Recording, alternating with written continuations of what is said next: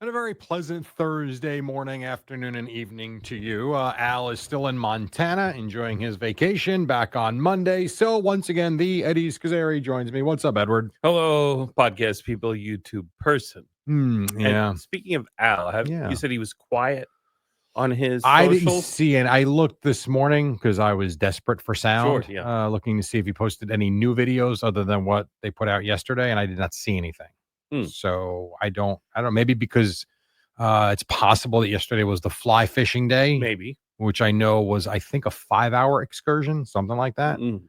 So that does make sense. But yeah, I didn't see anything yesterday. I wonder if this is the kind of fly fishing where if you catch something that they cook it for you. Maybe, I suppose. I mean, you'd have to eat it there because he'd be going back to a hotel. Right, yeah, for lunch. Yeah, I don't know. I didn't get too in depth with him, but no, I didn't hear it. Maybe he got eaten by a mountain lion. Yeah, that's true. And Never know. he said in the one that they showed on TV yesterday that he went to Old Faithful, but that's not close. And if he was at the northern end of Yellowstone at Mammoth Hot Springs, Old Faithful is like, I think 2 hours or at least Well, an hour he and a said half he didn't from. mind driving a couple of hours. Okay. I think what got him was when that caller called up talking about the Dakotas, and they Oh, were like, yes. it's only 6 or 7 hours away. Right, Like yeah. I don't think he minded an hour and a half or 2 hour drive. Okay. So very possible that's where he Well, I was. mean, I'm glad he did because if you're that close, Yeah. you should go see Old Faithful because it's like a thing. So, But then what? well, yeah, I know what you're saying. Yeah. I totally. I've seen geysers too in California and other Sure. places that I'm sure are very similar. Yeah. There it is. Yeah. Quick, take a picture. I mean, Yeah. Well, it lasts a few minutes actually. okay. So, and I got to see it in the winter at right after sundown and right before sunrise when it was like 2 degrees. Did you stay there? We stayed at the Old All right. Faithful Lodge. So Yes. that's different. Oh, 100%. If you make a day of it, and I'm sure now you're in the area, you're going to I guess I don't know. You tell me. What else did you do there? We got there right as the sun was going down, saw Old Faithful go off, had dinner, went to sleep, got up early, did a hike Okay. with the guide. Not like a hike, it was more boardwalky, but it was still like 2 miles. Sure. In pre-dawn and when it was really cold, and then went back and saw the geyser go off again, and then I think we left not long after that. Okay. Well, I don't know that he was going to stay somewhere else. I think that would have Mhm. been a see it, and maybe that was one of the stops along the way. But Yeah. I don't know. We will. I'm sure we will get all the details on Monday about the big trip out to Montana. Couple of things that came Mm. up today. I'll start with just because I promoted it on the warm up show, the whole commuting thing. Yes. And then I want to get into not BT, but the whole coaching kids thing. Yeah. And I know something you've never done, having not had children, but the whole mentality of it. Mhm. So there's so many different times, I've said to whether it's Al, whether it's been on the show, whoever I've been working with, like, what is the point of no return? And you really sit there and look at the Easy Pass bills, whether it's our overnight differential, which is now over, which I didn't realize is now over $14. I got hit at $18.50 because I apparently don't have the thing in the right place. If you're taking the train, you're talking $500-600 a month. If you drive in, it's the tolls, it's the parking, it's the get. Like, at what point does it almost become, I don't know, diminishing returns to Not come worth in it. here? Not worth it, sure. Especially if you can. And I'm not saying all these jobs in New York pay great. I mean, they don't. There's a lot of jobs in New York City that don't pay great. I would think we would start seeing more and more people working in Jersey and Long Island and Connecticut rather than schlepping into this godforsaken place that's really become very expensive. Yeah. Well, I mean, there are like my job, I have to come in. Your job right now, they really would like you to come in, but it's theoretical that in the Nah, it's future. theoretical. That's all it is. Mm, There's no way I'm staying home. I would love to do one day a week at home. sure. Specifically, I would say, which probably Mondays. Yeah. Because Mondays, it's a slower start to the week, but an easier start to the week because there's usually a ton of sound in the system. Mhm. and I don't have to go searching, and I don't do a lot of editing on Monday, it'd be a great day to be home. And you cut down 20% of the commuting expenses, or cut out, which would be nice. Never going to happen though. Mhm. But what you said, maybe it has sort of happened already with it started with the pandemic, and a lot of people work a lot of days, if not all the days, from home. Sure, but a lot of people are now returning to the city. Yes, but not every day. Well, it depends. So a friend of mine who works, he doesn't work at the stock market, but he works in that field. He was home 5 days a week up through 2023, I believe. Mm, Then in 2024, it was his choice what 3 days he had to go into the city, 2 days at home, and they just told him in May that it's 5 days a week again, and he was, like, ready to quit. mm. This is a really well-paid job.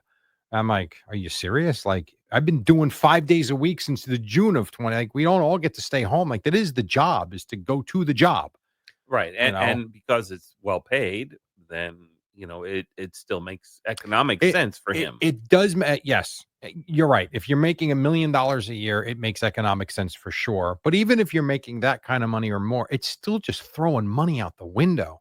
I mean, I went through this morning, so when I looked at my Easy Pass bill, when I look at the gas and the tolls, I am roughly $1,000 a month, about that. That's 12. Now there's some months, maybe not as much because of Rutgers travel Mhm, and you get mhm. vacation here and there, but if you just use that average, which I think is pretty fair, that's $12,000 a year of salary, or excuse me, of take home pay. That is like 20 grand Sure. of salary that is just nothing. Mhm. So whether you're making 100,000, obviously it hurts more if you're making $100,000 a year or 80,000 a year, and it hurts a lot less if you're making five.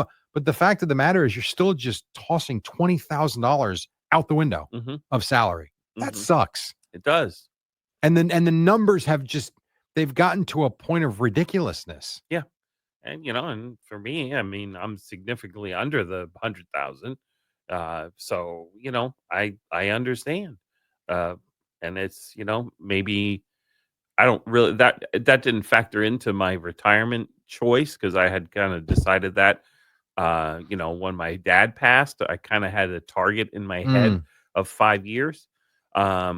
So, that was and the congestion pricing wasn't a thing at that time. Gas wasn't, it got a lot crazy. It was yeah, but it's still, whatever, 2.80 a gallon, yeah. whatever it is.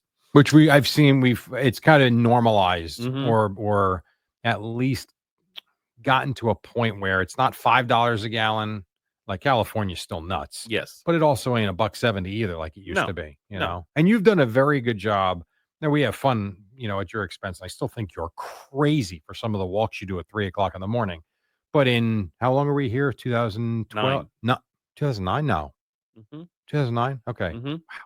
So in 16 years, how many times have you paid to park? I don't know the answer to this. I'm gonna say it's less than 10. Oh, for sure, 100%. I think the times when I've had to remember when I used to do the scheduling, and I Mhm. was here late Yeah, every sure. day, and if I couldn't find an all-day spot, I would have to go out at 10, move the car, and there were, I think, 2 times when I could not find a spot and I had to go to the meter, for an hour until then I could go back out and then get the spots that were coming good at 1 o'clock. Ooh, Yeah. So that's minimal, but I have gotten tickets a few times. sure, that happens. Well, So, so I pay and I still get tickets yeah. because I forget the Eh, meter sometimes. yeah, so I think all told, since 2009, I've probably spent under $500 in parking when I you mean, count. think about that Yeah. number. And Al pays every day. I don't pay every day. I would say on average, probably pay 3.5 times a week Mhm. if you average it out. But even that, I mean, that's $14 a day, which is cheap compared to the Sure. lot, and I get that. But if you're talking 28, 42, it's like 50 a week still. Yeah. That's 200 a month. You said 516 years on Y 200 a y month. yeah. So, yeah, Yeah, you've done a good job with that. yeah, so that expense is nothing for me, but there is a sacrifice Yes. to it Sleep. and a risk also. If we were in, let's not say we were in Astoria, but let's say we were in a place where there was a parking lot or garage Mhm. like we used to have in Astoria. What time would you get in? Like, how much more sleep would you Uh, get, or how much later would you go to bed? I would say an hour. An hour. So Yeah. you'd get here around 4 instead of around Yes, 3. correct. Yeah. Because by the time I settle in, and there's, yeah, I would say 4, it would be a fine, because there's days that, and you've seen it, when I don't, when it's a tough parking search and I walk in here at 4, and I'll text you, "Hey, I'm okay." I just was Yeah, a tough parking search, and I'll sure. walk in here at 4 o'clock, and it's fine. I'm rushed a little bit, but it's fine. And if I Mm, did that every day, I'd have a better routine, and streamline things, or do whatever, or do some stuff during the warm up show, which I don't like to do I know. because I want to pay attention. So, but I'm still having to do stuff during the warm up show, as you see. Of course. But yeah, and in terms of the congestion pricing, when it first went into effect, I was like, wow, this is really going to be a thing. Thank God I'm retiring. But with the overnight break, it really isn't as bad as I thought it would be. I think we worked it out as about 500 a year, as It's opposed, $2.25 a day, right. So, whatever that is. times however many work days, blah blah blah. Right. So 4 is 10, it's $12.50 a week, basically. Yeah, Which, by the way, is still $50 a sure it month. is. So yeah, it's Yeah, probably $500-600 a year. yeah, which is not so bad as compared to what we thought it was going to be, near Right. Well, $5,000. because we thought it was going to be another $15 a day, Correct. which, and that's, I guess that's the question I have, is it, if next week they decided, okay, this has been good. There's no more overnight differential, and we're bumping it up from 9 for everybody else to 12. Hmm. Like, and I always think too, like, as companies, like, whether it's ours, the building next door, wherever it is, you're paying this rent to be in New York City. Why? When Hmm. comparable buildings are in places like Secaucus, I'm sure on Long Island, I know by the Coliseum, they have a nice business park. There are really nice buildings in these areas that are a fraction of, like, why? What is the need to be in New York City? Yeah, I don't know. It doesn't have the cachet that it once did, especially. Mm-mm. But if you look at commercial real estate, that took a nosedive during the Oh, it pandemic, did, but and you has can't not tell come. me they're not still not paying a fortune here for Oh, rent. they are, but that was under the old lease. Yeah, But who knows what it'll true. be moving forward? That is true. That's a And, very good in point. terms of, if they move this place to Long Island, that's not so good for us either. No, Paying it's that not. Verrazano every day. That would be hideous. I'm not, that's not for me, as much as I'm more thinking about the real estate Sure. costs Yeah. to do business here, especially if it is really prohibitive for a lot of your employees. So Which it is. 100% it is. It's to me, it's obscene, Hmm. is what it is. But And then it gets better if you live in the city, in the 5 boroughs, but then that's more expensive. sure. And it's usually, if you're paying rent. Man, you walk left, right, center, they got you every which way. Mhm. Unless you work for yourself and you have no commute, Yes. they got you. Yeah. It's kind of the way it is. The other thing that came up, and like I said, this is not about BT. But because the topic is such, um, you obviously didn't have kids. Have you ever gone to, for your nieces or nephews, have you gone to, like, little league games, travel games? No, because I have 2. I have one nephew who is now, like, he was born in '93, so he's 20, whatever, 30, whatever he Oh is. gosh, okay. So, and he was, one of my sisters who's in Utah. So I didn't, Okay. that's where he grew up. But he was a big ball player, I know, for, big basketball player. And my young niece, with my sister-in-law who's in Maryland, she is just now 6, and, just starting the soccer and the swimming. But again, she's in Maryland. Yeah. So you're not So, seeing much of I'm that. not going to have to see or do any of that. So Right. no, I haven't really experienced any of that. I would say the 16 years I coached was, I still can't believe it's here and gone, which is just mind blowing to me, but really, as rewarding, fulfilling, whatever word works. I loved it. I loved every part of it. I loved practice. I loved putting together a practice plan. I loved the batting practice. The games were so much fun. Um, but the coach aspect of it, the fan behavior aspect of it, the bad umpiring aspect is all very real. Mhm. And so again, I'm not making this about BT, but like I get how it happens. I'm not saying it's right. I'm not saying, and not in his case because I wasn't there, but in my case, I have seen so many guys.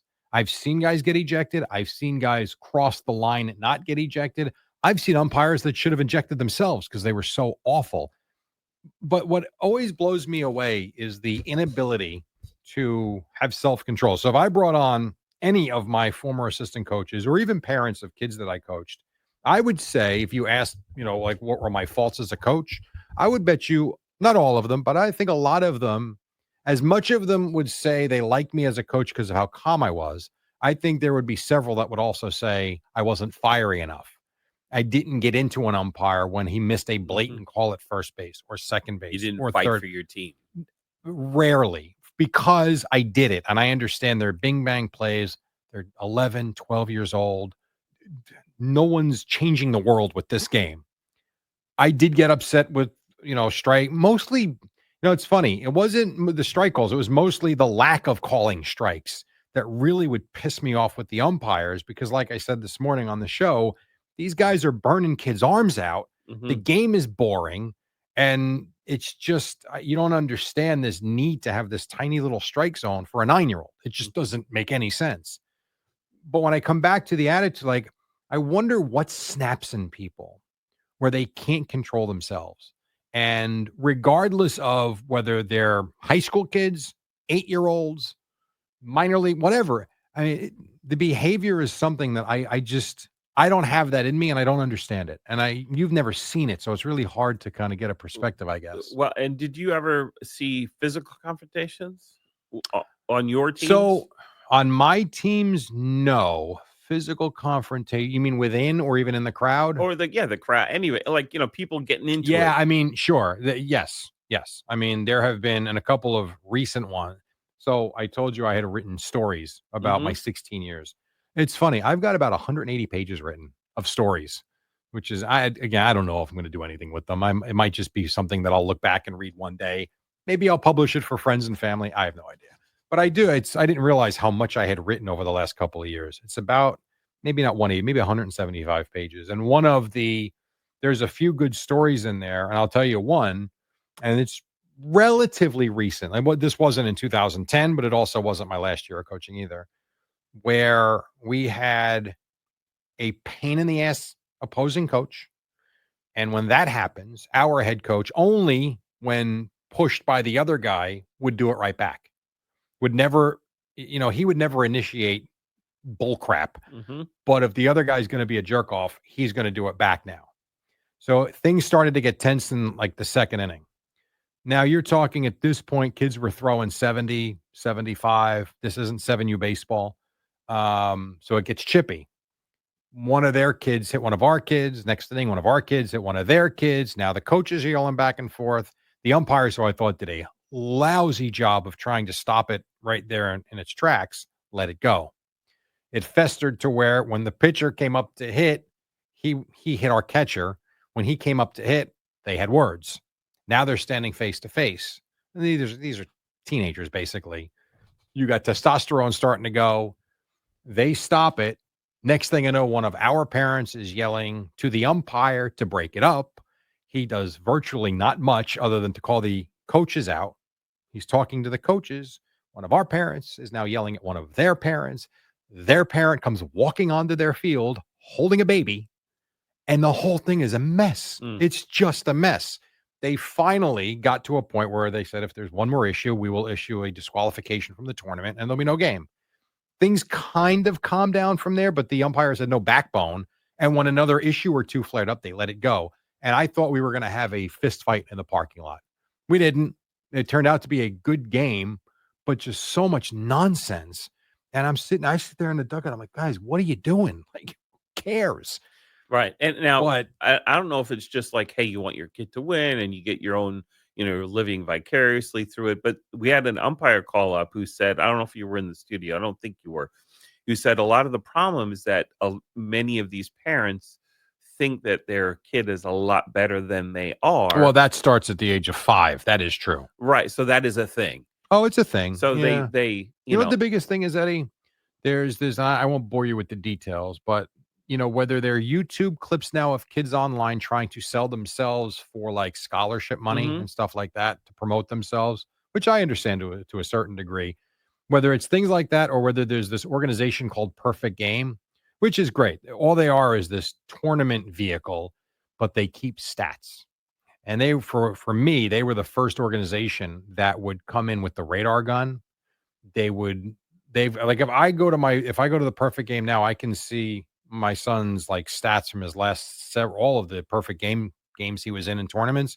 I can see his velocity, percentage of strikes thrown, his batting average, his the bats, all this stuff. And I think what happens is a lot of parents have a false sense that that's going to lead their kid to a baseball scholarship and free education and potentially a contract. Baseball is not the NBA. Not very few scholarships are given out in baseball, but they have this pipe dream that that's going to happen, and all their kids are fabulous. Right, and of course, maybe they're not all delusional to the think that their son's going to be a major leaguer. It's just got to be a sort of a fraction of Correct.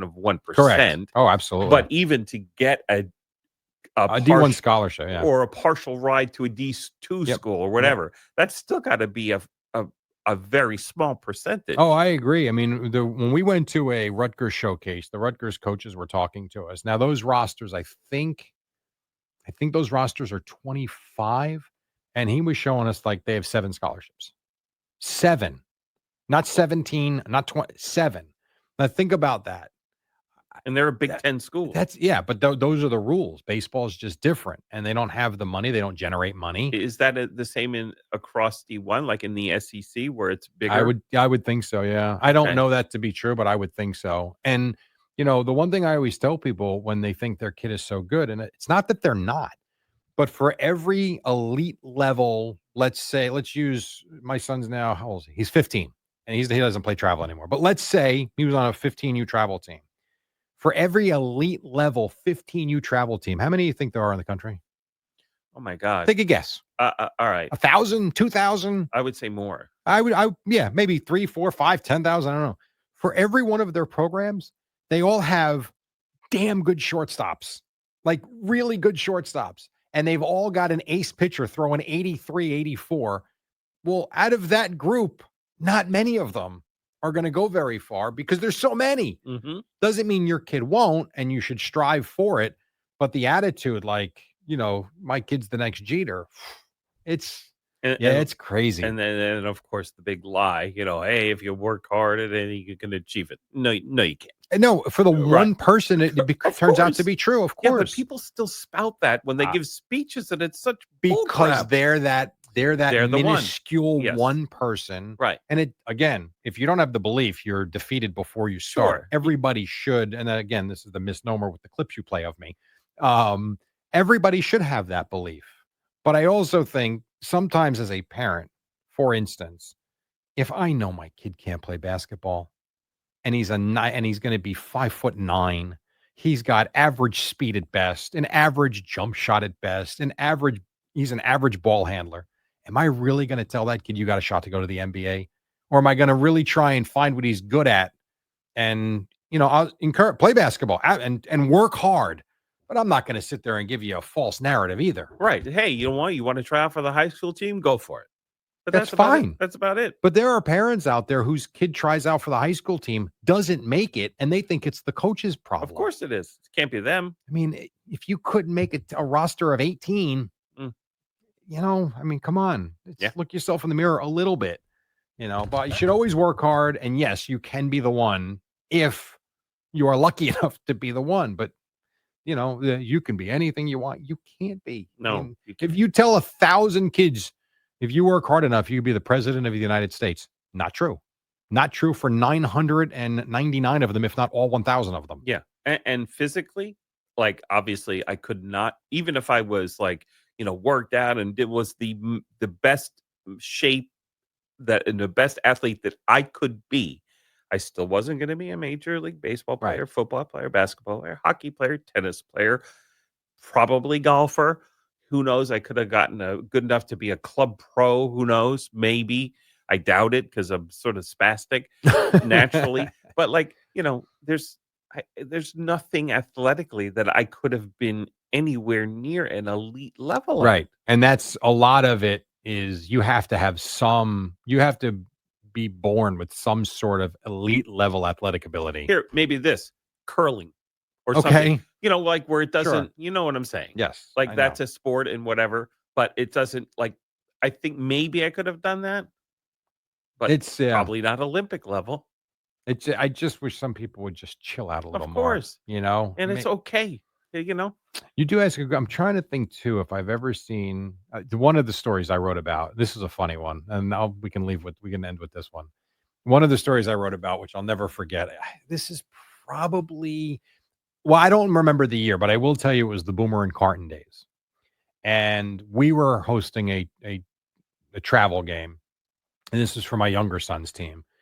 And the coach comes, the opposing coach, and you could see this other team was pretty good the way they were warming up. Like you can just tell they're at a pretty good level. And the other coach came right over, couldn't have been nicer. Hey, I watch you guys every day. Is Craig really that crazy? Is Boomer really that nice? What's Al like? Is he that, and Eddie couldn't have had a nicer conversation to where like we were just talking and I had my assistant go warm up our kids. He had his assistant go to the BP and then the game started. Oh, we did the ground rules. The guy's smiling, the umpire, it looks like we got a couple of good guys here. It can take a breather today. It's not going to be nuts. Then the game starts. First pitch. He didn't like it. Second pitch. Didn't like it. Third pitch of the game. He gets a warning. Third pitch of the game. Long story short, there was a play in the second inning. It was a bing bang play at first. And honestly, it went our way. Could have gone either way. I'm not sure if my kid was safe or out. I don't know. Not my kid, but my player. He hops over the fence and he gets right in the grill of the umpire. Nothing physical, but is just yelling at him. No cursing, but he's yelling at him. The umpire throws him out. So that's one of the only 2 or 3 times I've ever seen it. Game's over. We wind up winning the game. And this really adorable but sheepish looking, like embarrassed looking woman comes over to me. She goes, "Oh, Mr. Ragabo." She goes, "My husband's the coach. He's really embarrassed. Could you just stop by his car, our car before you go home?"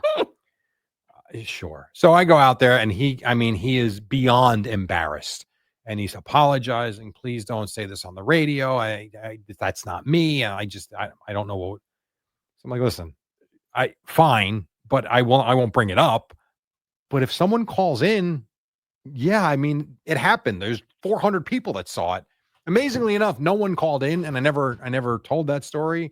But it's just bizarre. And you know what? That is him.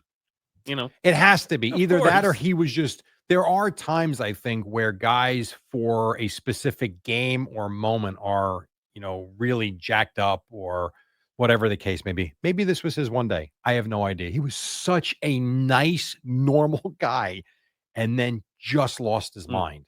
And you sit there and I might even, it's funny, I might have that game on. I taped a lot of our games. I might have that one on video. I'm not sure that I do or I don't because I have a lot of the older games before all this digital stuff. I have a lot of things in my Dropbox. I've never gone to check and see if I have that one. I might though. I might. But it's just, self-control, man. Yeah. It is and it's getting worse. Mm-hmm. It's getting worse. So I don't know. It's been a fun week with you. Yeah. This is it for the podcast. That's and right. for fans of Al, he'll be back on Monday. Yes. And then I'm off next week. All week? No, I'm just kidding. Oh, I'm out next Friday, but it doesn't really affect us. Yes. Not an issue. So, yeah. So, all right. Well, we will do the warm-up show again tomorrow morning. No. I think CeeLo. Why is this?